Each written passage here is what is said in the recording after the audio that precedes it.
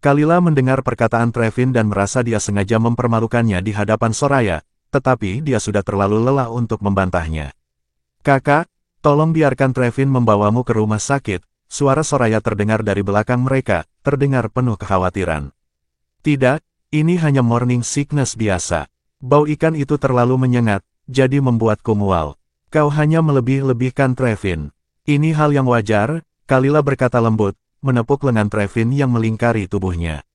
Sayangnya, sepertinya aku tidak akan bisa makan ikan lagi. Jadi jangan memasaknya lagi di masa mendatang, lanjut Kalila, bersandar di dada Trevin, masih merasa sangat tidak nyaman. Setelah muntah hebat tadi, matanya masih berkaca-kaca, wajahnya tampak pucat dan lemah. Melihatnya dalam keadaan seperti itu, Trevin merasa sangat kasihan padanya. Dengan penuh perhatian dia menyeka bibir Kalila, sama sekali tidak terganggu oleh kenyataan bahwa Kalila baru saja muntah.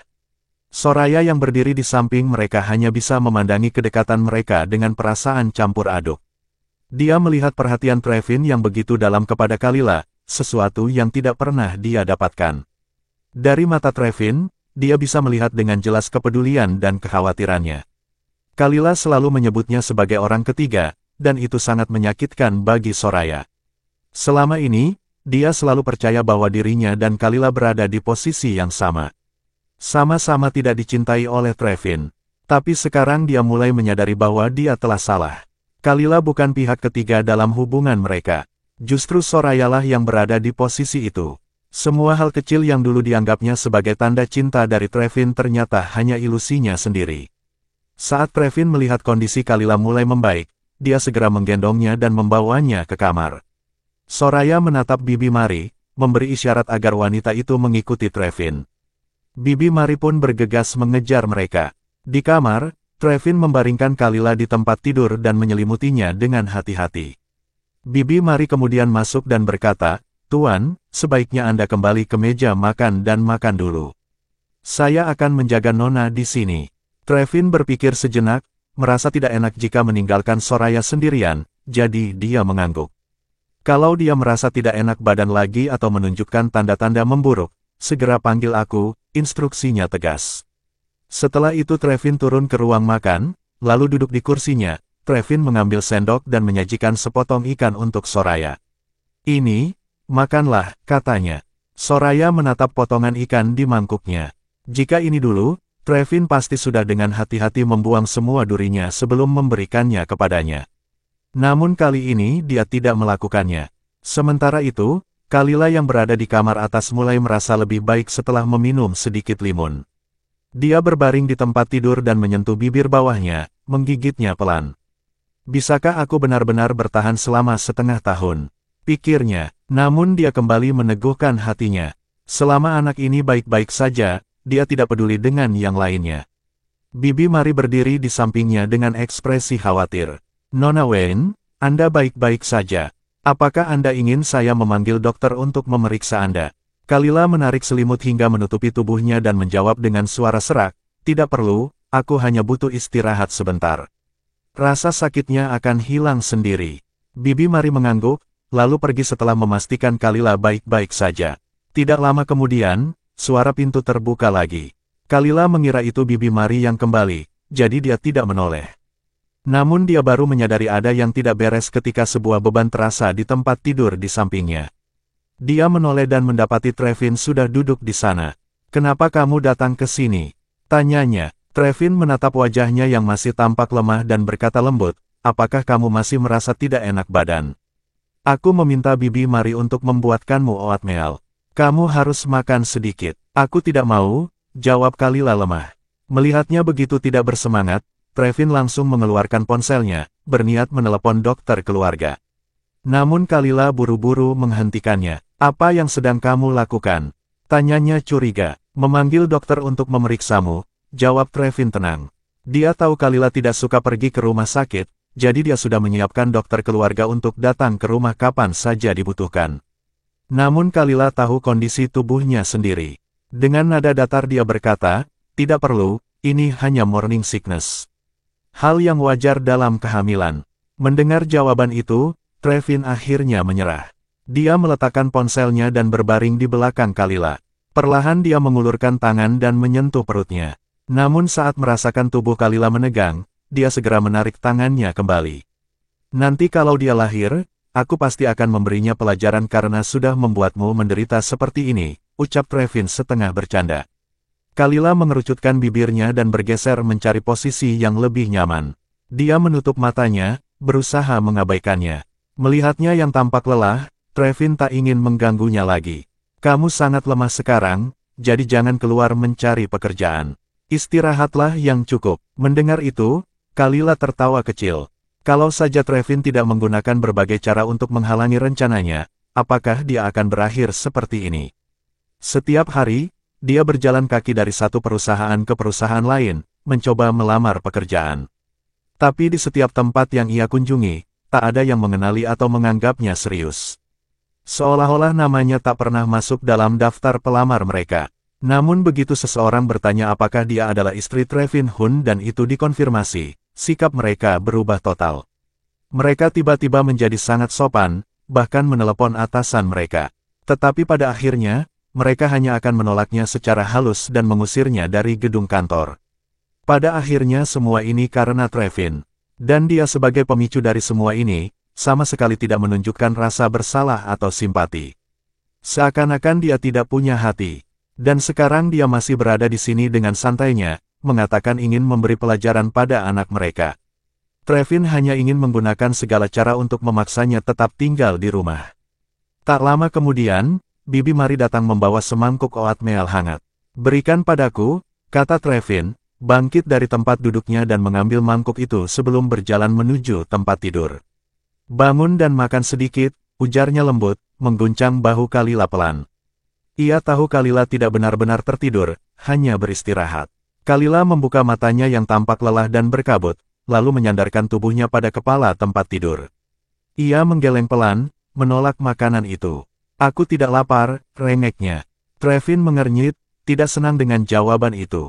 Ia lalu duduk di tepi tempat tidur, melingkarkan satu lengannya di bahu Kalila, sementara tangan lainnya menyodorkan sesendok oatmeal ke bibirnya. Trevin tidak terbiasa merawat orang lain. Ia bahkan tidak tahu bahwa makanan panas seharusnya ditiup terlebih dahulu sebelum disuapkan. Aduh, Kalila tersentak dan menjerit pelan.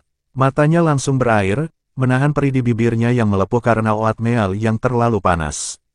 Bisakah kau meniupnya dulu? Mulutku terbakar, protesnya dengan wajah meringis. Trevin terdiam sejenak. Tatapannya beralih ke bibir Kalila yang merah. Tiba-tiba tanpa peringatan, ia mencondongkan tubuhnya dan menempelkan bibirnya pada bibir Kalila dengan lembut seolah ingin meredakan rasa sakitnya. Kalila membeku. Kejadian itu terlalu mengejutkan. Ia bahkan tidak berani bergerak sedikit pun. Butuh beberapa detik sebelum Trevin akhirnya melepaskan bibirnya dan bersikap seolah tak terjadi apa-apa. Ia meniup oatmeal di sendok, memastikan suhunya cukup hangat, lalu kembali menyuapkannya sedikit demi sedikit. Kalila hanya bisa menelan oatmeal itu dalam diam hingga mangkuknya kosong. Setelah selesai, ia buru-buru menarik selimut dan menyelimutkan dirinya rapat-rapat, seperti seekor kura-kura kecil yang bersembunyi dalam cangkangnya saat merasa terancam. Trevin tersenyum tak berdaya, membelai kepalanya dengan lembut. Kura-kura kecil, gumamnya sambil tertawa kecil. Kalila tersentak mendengar julukan itu. Ia segera menjulurkan kepalanya dari balik selimut dan melotot kesal. Kau sendiri yang kura-kura, gerutunya. Wajahnya yang pucat, mata yang masih sedikit berair, serta pipinya yang menggembung membuatnya tampak begitu menggemaskan. Trevin tidak bisa menahan diri untuk tidak mencubit pipinya dengan lembut. Lila, kau semakin berani sekarang, godanya sambil tersenyum. Kalila menepis tangannya dengan kesal, lalu membuang muka. Trevin hanya tertawa kecil sebelum akhirnya bangkit, membawa mangkuk kosong keluar kamar dan menyerahkannya kepada Bibi Mari. Setelah itu ia kembali ke kamar, berjalan menuju tempat tidur Kalila, dan menarik selimutnya. Dengan mudah, ia mengangkat tubuh mungil Kalila ke dalam pelukannya. Gadis itu terasa lebih ringan dari sebelumnya. Kulitnya yang seputih salju terlihat semakin pucat, sangat kontras dengan bibirnya yang kini sedikit membengkak. Trevin membelai wajahnya dengan penuh perhatian. Buka mulutmu sebentar, biar aku lihat, pintanya. Kalila memalingkan wajah. Tidak perlu, jawabnya singkat. Sayang, aku hanya ingin memastikan lukamu tidak parah oke. Buka sedikit saja, bersikaplah baik, bujuk Trevin. Kalila tetap diam, menutup mulut rapat-rapat. Lagi pula bukankah Soraya yang paling penting baginya? Kalau begitu mengapa ia terus mengganggunya? Melihat Kalila terus menolak, Trevin mulai kehilangan kesabaran. Ia mencubit dagunya dengan lembut, mencoba memaksa gadis itu membuka mulutnya. Kalila merasa dagunya sakit akibat cubitan itu. Ditambah lagi dengan luka di bibirnya, rasa nyeri itu membuatnya semakin sedih. Tanpa bisa ditahan, air mata pun jatuh dari matanya. Trevin terkejut. Ia segera menarik tangannya dan buru-buru memeluk Kalila erat-erat. Maaf, aku hanya ingin memastikan kondisimu. Jangan menangis oke. Suaranya lembut penuh penyesalan. Melihat Kalila masih terisak, Trevin merasa sedikit bersalah. Ia menyentuh dahinya dengan punggung tangannya. Lihat, oatmeal tadi terlalu panas. Kalau kau mencobanya sendiri, kau pasti menyadarinya sebelum melukai diri sendiri, katanya. Dasar brengsek, enyahlah dari hadapanku. Gerutu Kalila dalam hati. Ia mulai terbiasa dengan ucapan Trevin yang selalu terdengar menyebalkan. Kalila melirik Trevin sejenak, lalu bersandar di lengannya dan berkata dengan suara pelan, kalau kau benar-benar peduli padaku, biarkan aku beristirahat.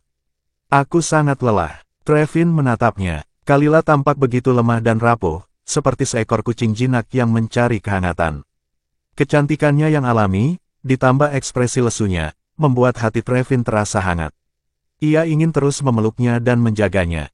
Aku merasa lengket karena berkeringat, Trevin.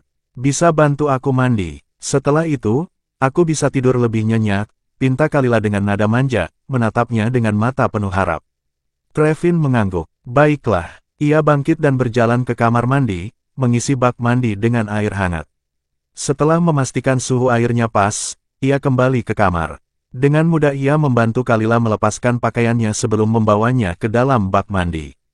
Begitu tubuhnya menyentuh air hangat, Kalila menghela napas lega. Rasa nyaman menyelimuti seluruh tubuhnya. Ia pun tenggelam sedikit lebih dalam ke dalam air, matanya setengah terpejam menikmati kehangatan itu.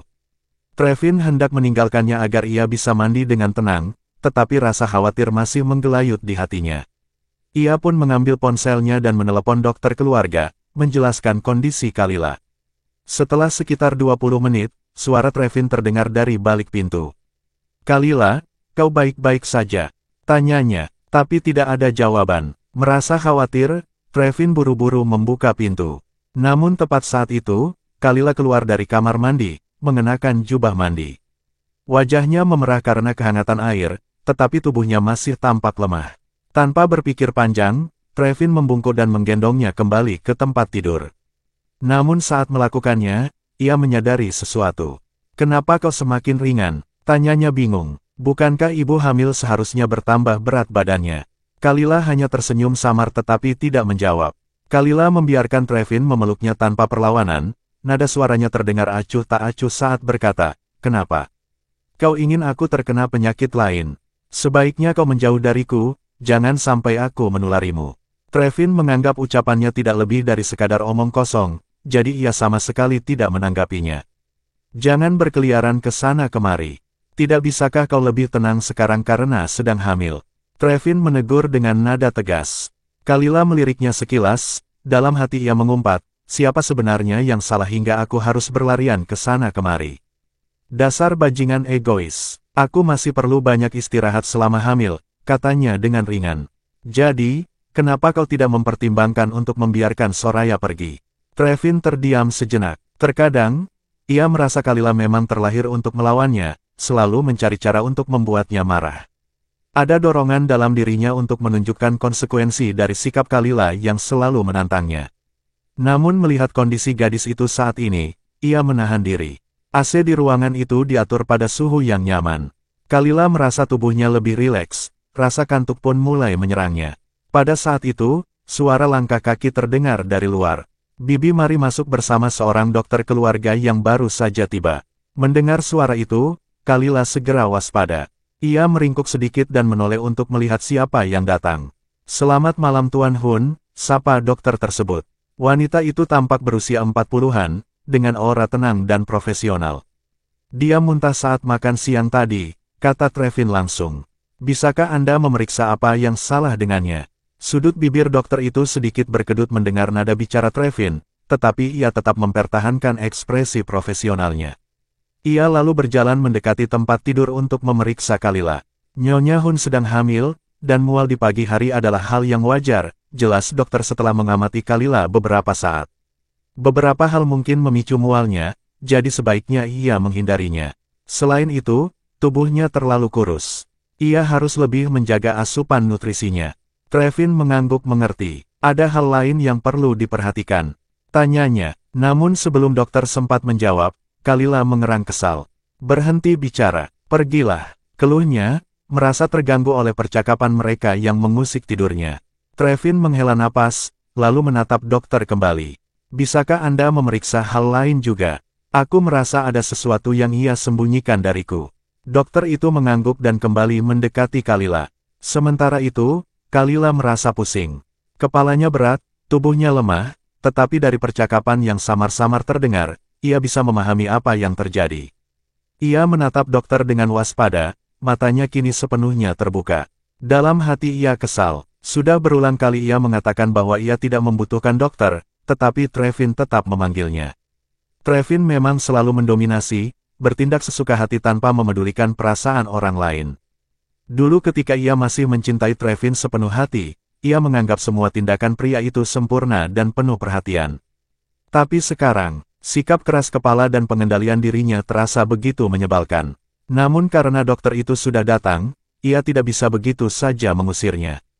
Ia tetap harus bersikap sopan dan tenang, seperti yang selalu diajarkan padanya. Kalila bertanya-tanya, bagaimana jadinya hidupnya jika ia tidak dididik untuk selalu menahan diri.